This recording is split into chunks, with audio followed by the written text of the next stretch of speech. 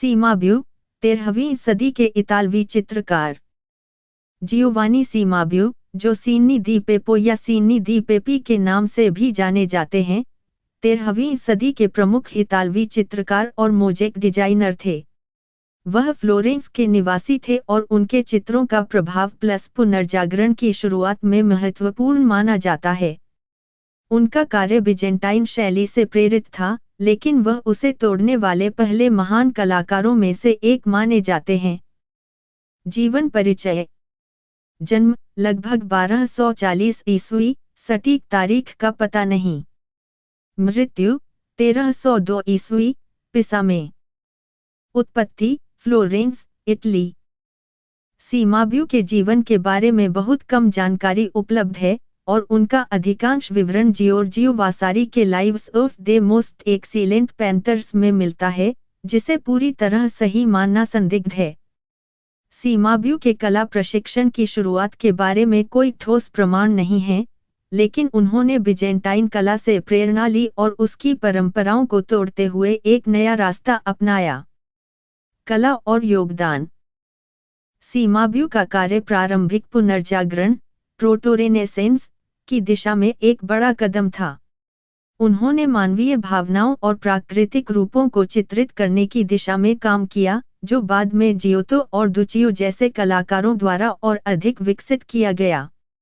उनके चित्रों में अधिक जीवंत अनुपात, नैतिक गहराई और मूल्यांकन की कोशिशें दिखाई देती हैं। सीमाब्यू के चित्रों में बिजेंटाइन शैली के तत्व तो थे, जैसे सोने की पृष्ठभूमि और समतल आकार, लेकिन उन्होंने प्राकृतिकता और भावनात्मक गहराई को चित्रित करने की दिशा में कई कदम उठाए।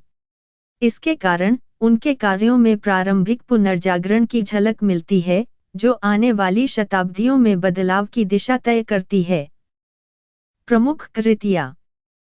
Madonna Enthroned, Meister। सीमाब्यू का प्रभाव। सीमाब्यू का कार्य जियोतो और दुचियो जैसे पुनर्जागरण कलाकारों पर गहरा प्रभाव डालने वाला था। वासारी ने उन्हें पहला आधुनिक चित्रकार कहा, क्योंकि उनके चित्रकला में स्पेस, तीन आयामी रूप और प्राकृतिकता का तत्व था, जिसे बाद में जियोतो ने और बेहतर तरीके से लागू किया।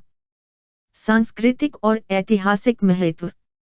सीमाब्यू का कार्य कला इतिहास में एक कड़ी के रूप में कार्य करता है, जो मध्यकालीन कला को पुनर्जागरण कला की ओर अग्रसर करता है। दांते ने भी अपनी डिवाइन कॉमेडी में सीमाब्यू का उल्लेख किया था, जहां वह चित्रकला की दुनिया में उनके महत्व को स्वीकारते हुए कहते हैं कि सीमाब्यू ने पेंटिंग में राज्य किया था, लेकिन अब जियोतो है जो प्रशंसा पा रहा है। सीमाब्यू का निधन। सीमाब्यू का निधन 1302 में पिसा में हुआ। उनके जीवन के अंतिम वर्षों में उन्होंने पिसा के किले में एक मोज़ेक का कार्य किया था, जो उनके अंतिम प्रमाणित कार्य के रूप में जाना जाता है। सीमाब्यू की कला ने रंग, रूप और आकार के प्रयोग से पुनर्जागरण कला की नींव रखी, और उनका कार्य न केवल उनके समकालीनों को प्रेरित किया, बल्कि आने वाले कई वर्षों तक कला को प्रभावित किया।